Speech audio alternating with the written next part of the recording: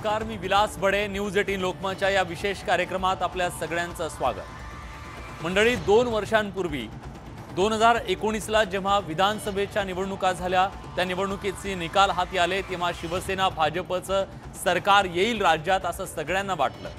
पण जी राजकीय गणितं बदलली, मुख्यमंत्री पदावरून शिवसेना आणि भाजप यांच्यामध्ये झालेली रस्सीखेच आणि त्यानंतर राज्यात झालेला एक वेगळा प्रयोग. शिवसेना, राष्ट्रवादी काँग्रेस आणि काँग्रेस या तिघांचं मिळून झालेलं महाविकास आघाडी सरकार या महाराष्ट्रात अवतरलं आणि एक वेगळा राजकीय प्रयोग महाराष्ट्रामध्ये झाला. अगदी सुरुवातीपासून अशा प्रकारचं भिन्न विचारधारा असलेलं सरकार टिकणार नाही असे अनेक दावे केले गेले.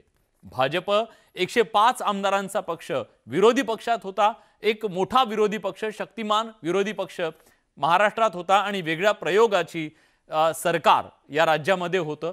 2 वर्षाच्या या सरकारच्या कार्यकाळामध्ये अनेक संकटांना सरकारला सामोरं जावं लागलं. कोरोनाचं हे संकट हाताळताना राज्य सरकारची कसोटी लागली. या कसोटीच्या काळात सुद्धा राज्य सरकार आपली पावलं टाकताना दिसलं आणि त्याच वेळी विरोधी पक्षाकडून सुद्धा राज्य सरकारवर अनेक आरोपांची राळ उठवून देण्यात आली. अनेक मंत्री पदावरून गेले, काही जणांना तुरुंगात जावं लागलं. 2 वर्षाचा हा काळ आणि त्या 2 वर्षाच्या काळाचा लेखाजोखा आज महाराष्ट्राच्या समोर मांडण्यासाठी आपल्या सोबत असणार आहेत 2 दिग्गज पाहुणे. त्यांच्याकडून जाणून घेणार आहोत महाराष्ट्रासाठी या 2 वर्षांनी काय दिलं.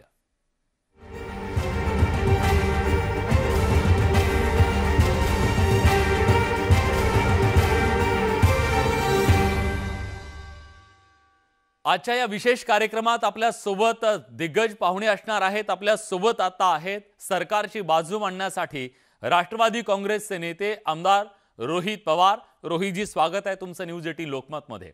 आपल्या सोबत काही वेळातच या चर्चेमध्ये सहभागी होण्यासाठी राज्याचे विधान परिषदेचे विरोधी पक्षनेते प्रवीण दरेकर सुद्धा सहभागी होणार आहेत. मी सुरुवातीला रोहितजींकडे जातोय. रोहितजी, 2 वर्ष झाली महाविकास आघाडी सरकारला आणि एक वेगळा प्रयोग महाराष्ट्रातला. पण मला सुरुवातीला तुमच्याकडून जाणून घ्यायचंय 5 अशा गोष्टी ज्या 2 वर्षात महाराष्ट्रातल्या या सरकारनं आपल्या कामगिरीचा ठसा उमटवणाऱ्या ठरल्या, महाराष्ट्राला वेगळी दिशा देणाऱ्या ठरल्या. त्या 5 गोष्टी कुठल्या?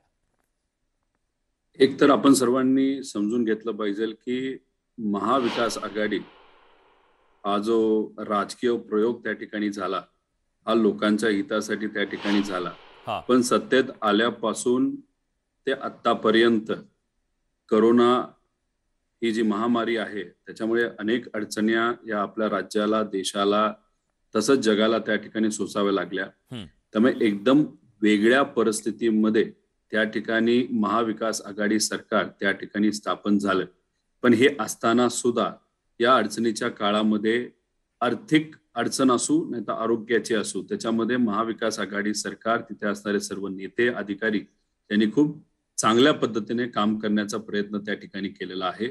काय केलं हे सांगायच्या आधी आपण सर्वांनी समजून घेतलं पाहिजे की आपल्या राज्यावर आर्थिक परिस्थिती काय होती.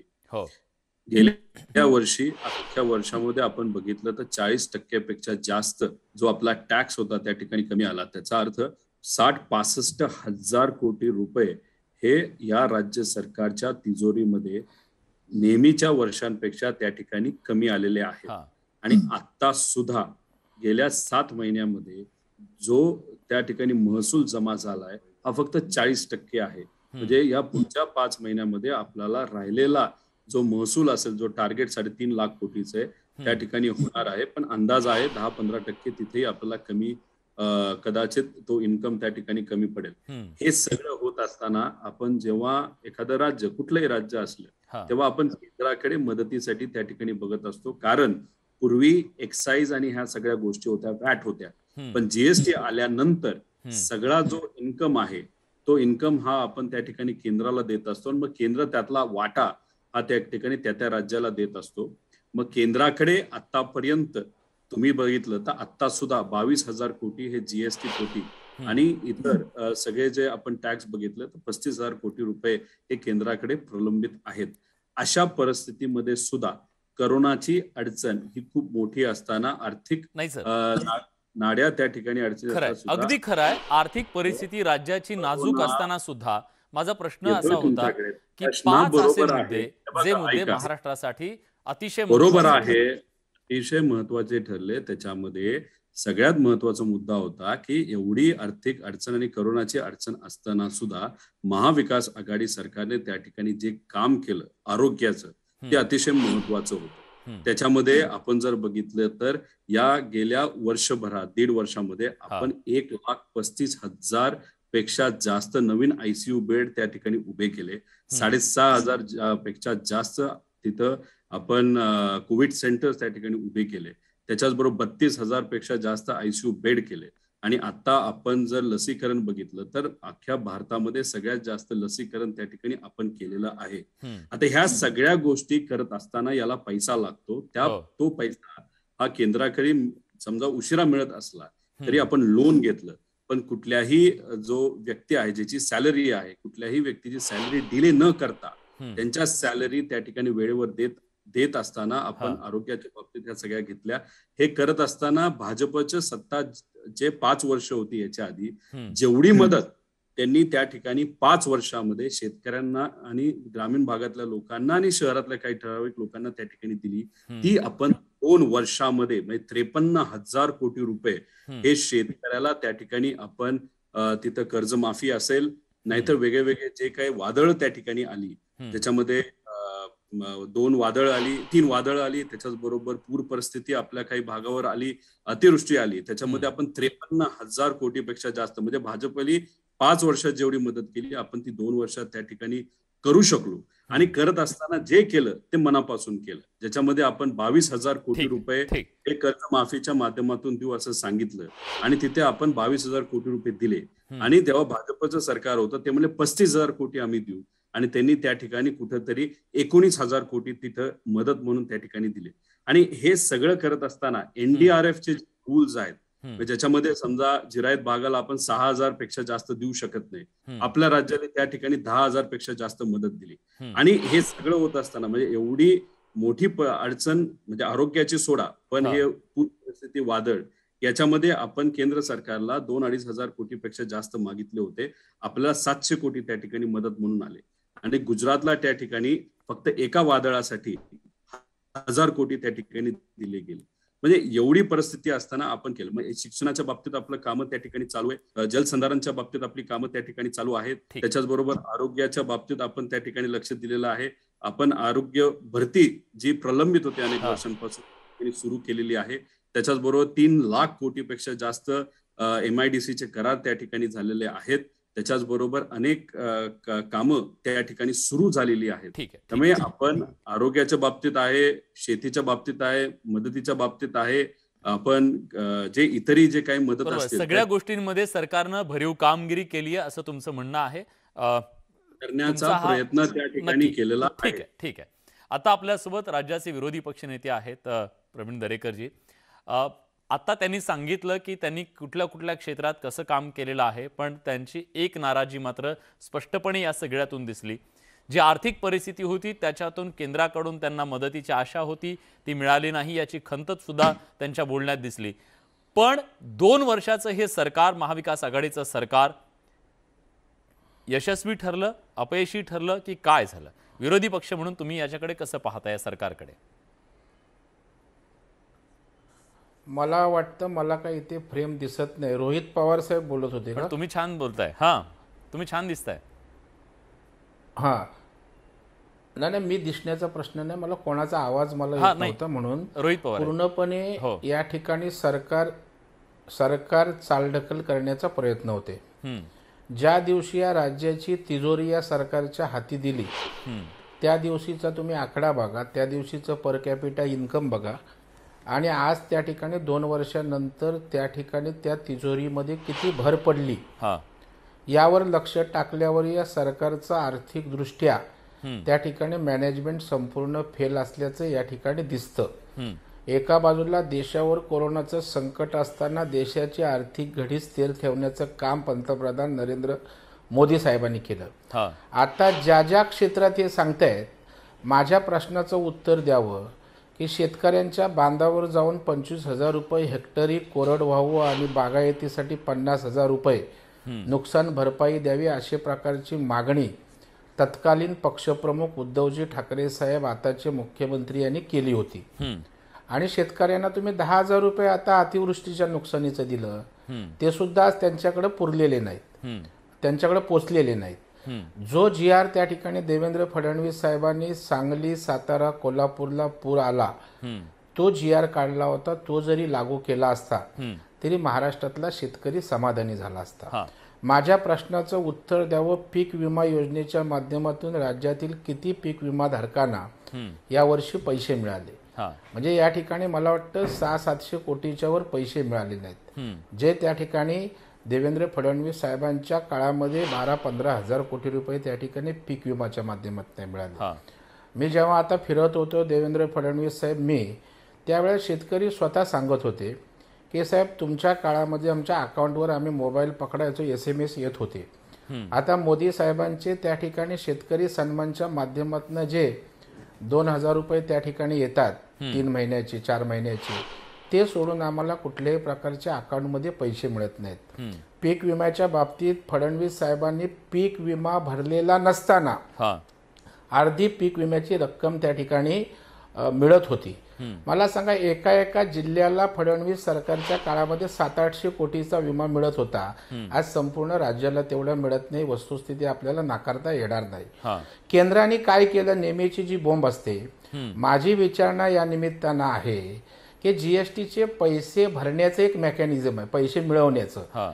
जो त्या ठिकाणी GSTच्या माध्यमातून पैसे जातात केंद्राला, त्याच्या रेशोमध्ये त्या ठिकाणी रिफंड मिळत असतं. त्याची एक सिस्टीम ठरलेली आहे. आणि मी अत्यंत जबाबदारीने या ठिकाणी सांगतो की GSTचे अपेक्षित पैसे गेलेले नसताना अपेक्षेपेक्षा जास्त पैसे या ठिकाणी महाराष्ट्र सरकारला केंद्राच्या माध्यमातून दिलेली आहे. ती वस्तुस्थिती कुणालाही त्या ठिकाणी नाकारता येणार नाही. केंद्राने काय केलं, केंद्राने 9,200 कोटी रुपये दर महिना महाराष्ट्राच्या शेतकऱ्याच्या अकाउंटमध्ये येतात, जो आधार शेतकऱ्यांना त्या ठिकाणी दिला.